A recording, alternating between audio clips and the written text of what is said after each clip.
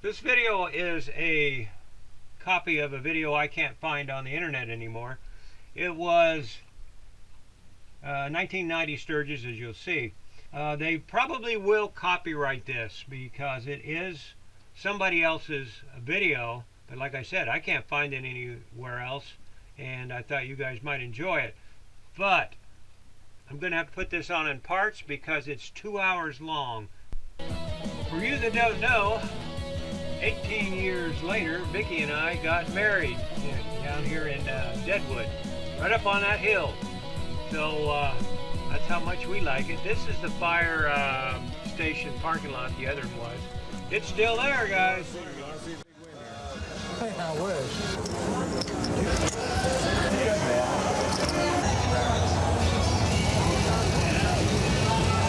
Honolulu, Hawaii. How'd you get it, right, Mike? Well, we swam some, and then we flew some.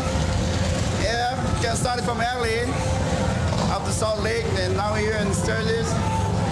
And we're going to continue down in Colorado, hopefully down in Mexico. But don't tell them we're coming.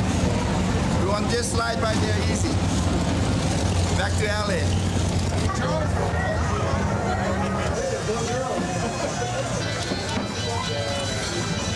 There you go. Smile at the kid. Business is up about double since last Friday. So gambling made the difference? Well, I don't know if it's gambling or if it's the number of bikers in the hills. I think we're backing up Sturgis. I don't know what Sturgis would be doing without us. I don't know how many are coming and going daily, but thousands. What do you think the percentage roughly of bikers to other tourists is right now? I'd say the bikers are 98%. And how are they behaving themselves? No problems whatsoever. No, they're spending money, having a good time. And we're loving it.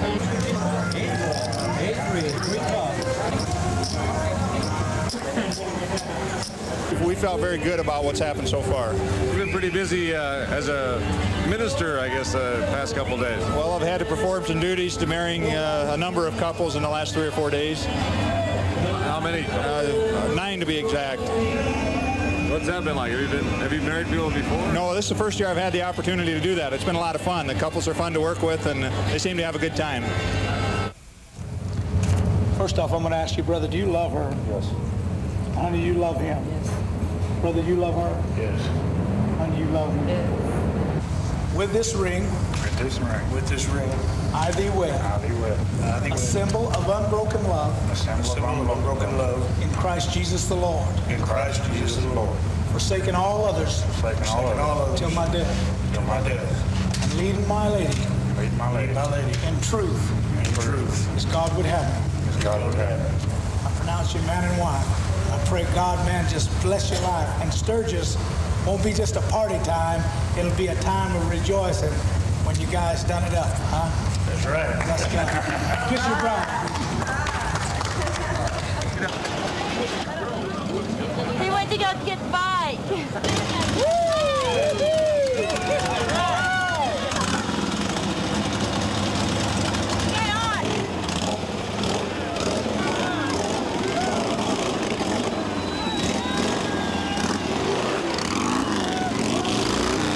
Kind of surprised my sweetheart here after 10 years. We got married in Deadwood this morning by the mayor, performed his second ceremony. What about you, love? I didn't believe him. It's been a long time, 10 years. It was quite a surprise for me. It's to commemorate this event, prove I was here, plus it has the date of our wedding, so I'll remember the next anniversaries from here on. That way she can't get mad at me for forgetting.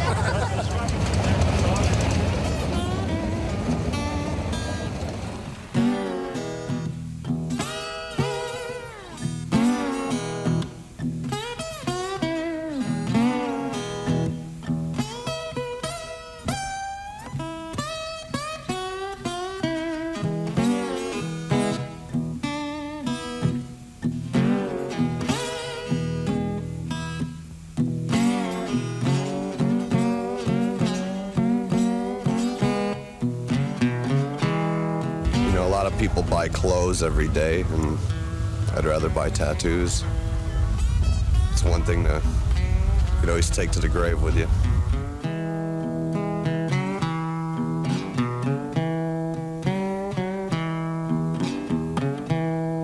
about being artists. There's like a child can color in a coloring book in an outline, and anybody can trace, And there's a term that a lot of people that hit somebody up there call the stencil jockey, That's all you're doing is putting a stencil on it, tracing over it, and then coloring it in. And that's the difference between a tattoo artist who does custom work, And you never say whoops while tattooing either, Why gloves? Sterility, condition. For myself as well as the customer, because they don't want to catch AIDS from me, and I ain't got them, and I sure don't want to catch them from them, And my wife, when she's helping me out, she's sterilizing equipment. She always wears them too, Oh, I like it.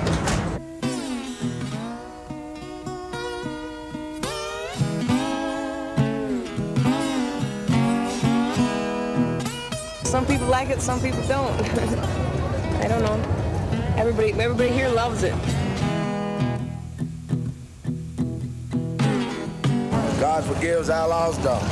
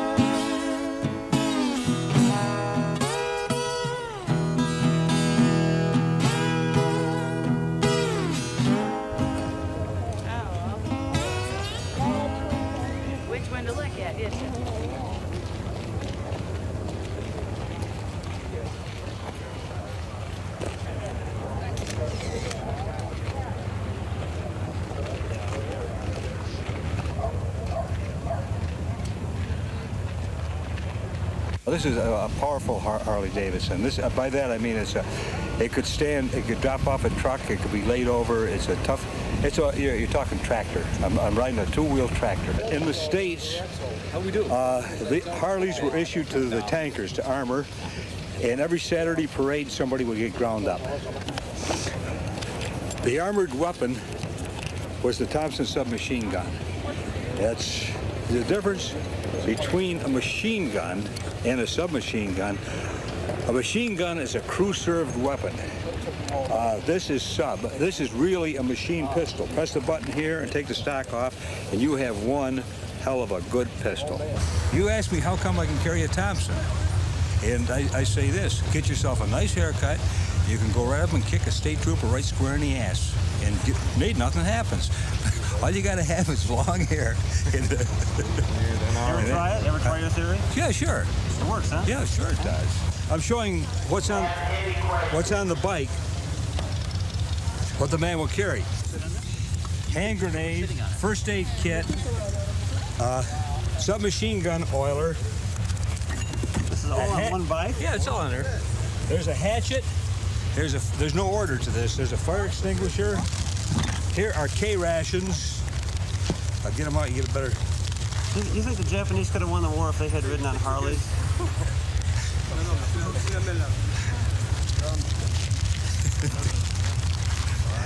I am very thankful that I did not fight the Japanese.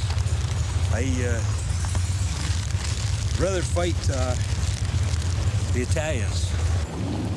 Well, in '87, I got thinking about building me a little trailer to pull behind my dresser. I was coming back from Daytona in the rain, driving slow beside them old big trucks, and I kept looking over them trailers, and I kept thinking about a trailer to tow behind my dresser, and the more I kept looking at it, the more I thought, oh, it'd be neat to make one look just like a little trailer. You know you got a lot of weight behind you because you're towing 3,800 pounds total vehicle weight, and you're only using a stock, V-twin Harley-Davidson engine. The transmission stock, other than the gearing that I done in the in and out of primary gear, and that's the only thing that's actually been changed. Running a dry clutch system, and this is a chain drive. This is an '84 engine that hasn't even been anything done to it. I mean, it's It had 26,000 miles on before we took it out of the bike. We put 2 new plugs in it, black and chromed it, stuck it in the frame, and it was running when it put it in there. I mean, it was running good in the other bike. I mean, why mess with a good thing?